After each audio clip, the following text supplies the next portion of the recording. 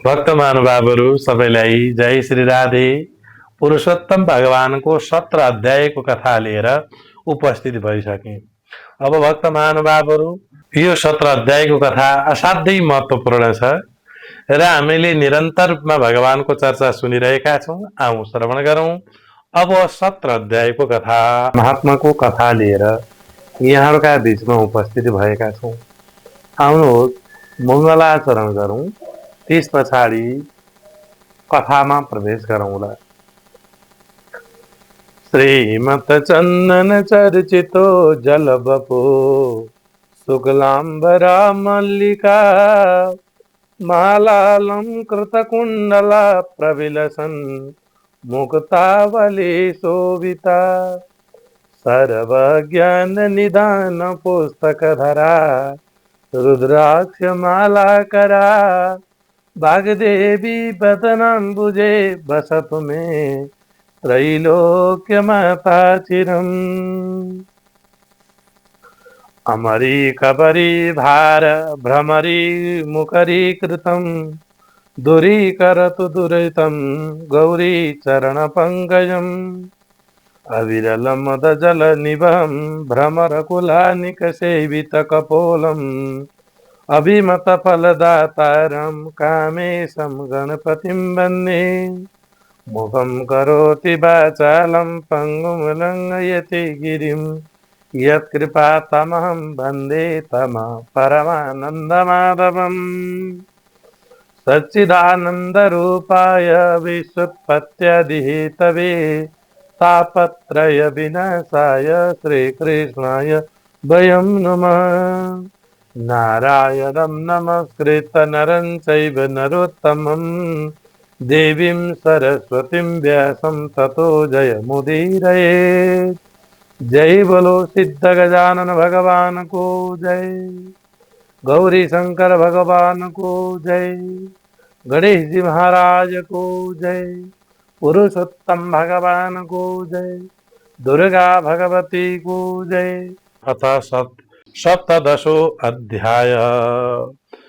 नारदोवाच तत् किमभवत् तस्य प्रबुद्धस्य मयि पते तन्मे वद कृपा सिन्धो सर्वतां पापनाशनम्। भगवान नारायणलाई बद्री विशालमा नारदजीले सोध्दै जानुभएको छ। नैमिषारण्यमा सुतजीले सौनकादिजीलाई बताउनु भएको छ।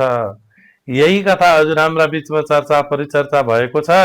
नारदजीले दृढधनमा नाम गरेका राजाको पूर्व जन्मको कथा, सुदेव र गौतमीले छोरो प्राप्त गरेको, त्यो छोरो ज्ञानी भएको र त्यो छोरोलाई एकचोटि एकजना ब्राह्मण आएर ऋषि आएर यिनको 12 वर्षमा मृत्युको योग परेको छ भनेर बताइदिएको र सुखदेव छोरा मृत्यु हुन्छ भनेर सुदेवले पीर मान्ना गौतमीले सम्झाएसम्मका कथा हामीले 16 अध्यायमा सुनेका थियौं। अब यहाँ 17 अध्यायमा त्यसपछि के भयो भनेर यहाँ नारदले नारायणलाई सोध्नुहुन्छ।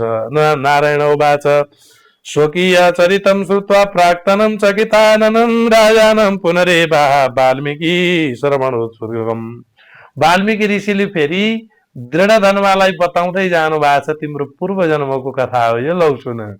यसरी चिन्ता गरिरहेका सुदेवलाई वाल्मीकिले सम्झाइसकेपछि इति ता शीतला वाचा समाकरण प्रिया मुखात् सुदेवो धैर्यमालभ्य हरौ चित्तमदारयत्।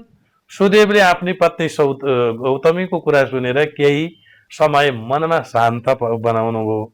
निशस्य दिन वदनो यद भाव्यम तद भविष्यति इति निश्चित मनसा पुष्पाध्यर्थम वनम ययो। त्यसै बेलामा जो हुनु छ भएर जान्छ नै भन्ने भइसकेपछि निर्णय गरेर उनले असाध्यै त्यस किसिमको तरिकाले सुदेवले भगवानको भजन कीर्तनका लागि एकपटक समिधा र फलफुल लिनका लागि यिनी जंगलमा जाँदा हुनुभयो। त्यसै बेलामा दैव संयोग 12 वर्ष पुगेको थियो। त्यो वर्ष पुगेका बेलामा फेरि त्यो सुखदेव पनि फेरि पोखरीमा साथीहरूसँग पौडिन जाँदा भएछन्। त्यो पौडिन जाँदाखेरि तस्मिन्नेव दिने गच्छत् द्वापि सुनुश्रुत व्रत प्रवेश पापी चिक्रिणे सौहसवारिणी। त्यसै बेलामा जलमा पौडिँदा पौडिँदै दैवको गति, ती सुखदेव त्यहाँ भाग्न चाहेका थिए जलमा डुब्दा डुब्दै खेल्दा खेल्दै र डुब्दा डुब्दै उनी साथीहरूले छोप्न नसकेर ती सुखदेव त्यहाँ जलमा डुबेर तिनको मृत्यु भएर मरे। त त्यो मरिसकेपछि विधिको गति त्यस्तो अचम्मको भयो। समान वयसा सर्वे हाहाकृत प्रबोधित, हाहाकार गर्दै आतिदै ती सबै साथीहरू दौडिँदै गौतमीका आमाका उपरमा खबर पुर्याए। गौतमी त्यो कुरा सुनेर मूर्छित भइन्। सुदेवले यो कुरा थाहा पाएर असाध्यै त्यस किसिमको तरिकाले पछारिए।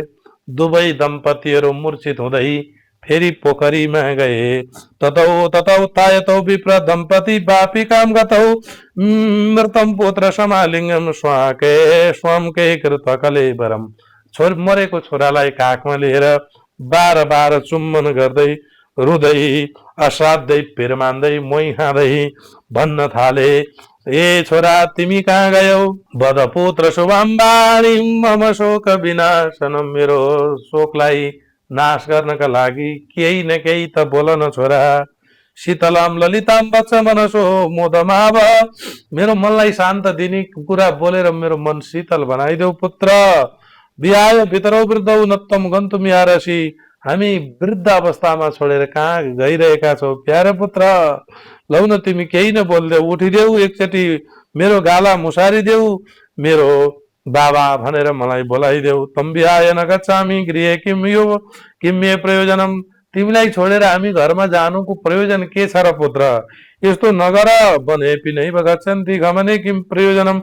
वनमा जानु घरमा जानु हामीलाई के नै अर्थ रह्यो र? मैले कुनै निन्दित कर्म गरेको पनि छैन, ब्रह्म हत्यादि पाप गरेको छैन।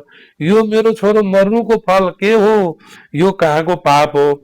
हे निर्दयी विधाता, तिमीले यो के गरेर मलाई त्यस किसिमको पीडा दिएका छौ?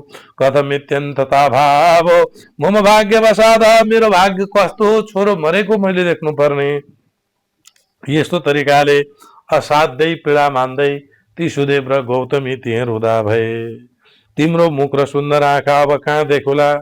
मेघले पानी बार्छ, पृथ्वी धान उब्जाउँछन्, पर्वतहरू नाना जातका रत्नहरू दिन्छन्, तर मेरो छोरो मरेको मैले कसरी देख्न सकूं? हे प्रभु, यो आलिङ्गनको यो ताप कसरी मैले छोड्न सकूं?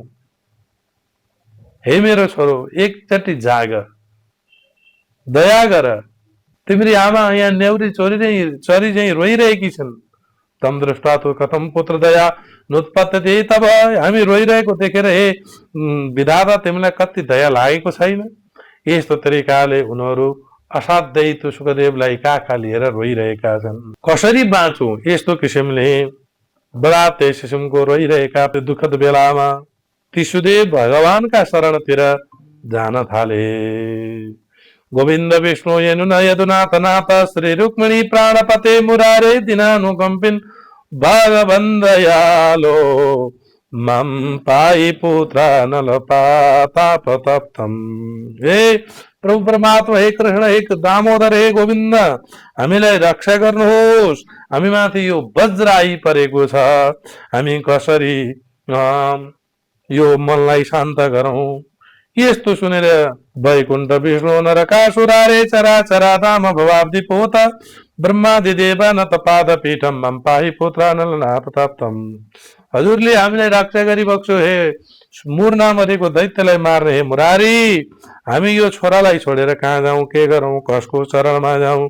हामी जाने ठाउँ छैन, हजुरकै चरणमा आएका छौँ भनेर बारम्बार छोरालाई काखमा लिएर सुदेव र गौतमी रोइरहेका।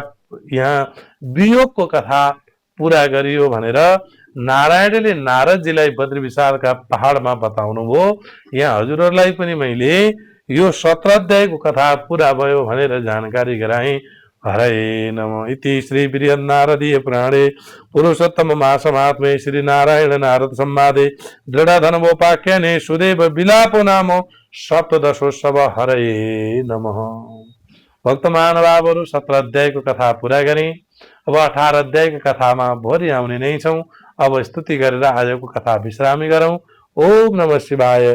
जय पुरुषोत्तम भगवान। किरण निबोधित नव नलिन दल निवेक्षण कृष्ण तत्रैव गङ्गा यमुना च तत्र गोदावरी सिन्धु सरस्वती च सर्वाणि तीर्थानि वसन्ति यत्र यत्र च तद्धारकथा प्रसङ्ग काले वर्षतु पर्जन्यो पृथिवी सस्यशालिनी देशोऽयं शोभरहितो ब्राह्मणाः सन्तु निर्भया अपुत्रा पुत्रिणा सन्तु पुत्रिणा सन्तु पौत्रिणा निर्धना सदना सन्तु जीवन्तु शरदां शतम् यं ब्रह्मा वरुणेन्द्र रुद्रमरुतस्तुनुमन्दिरे वैष्णवै वेदैः सङ्गपदाक्रमोपनिषदिर्गायन्ति यं सामगा ध्यानावस्थित तद्गतेन मनसा पश्यन्ति यं योगिनो यशन्तं न विदुषुरासुरगणा देवाय तस्मै नमः शशिकुसुमो समेयकान्तिर्यमुना कुलकदम्ब मूलवर्तिः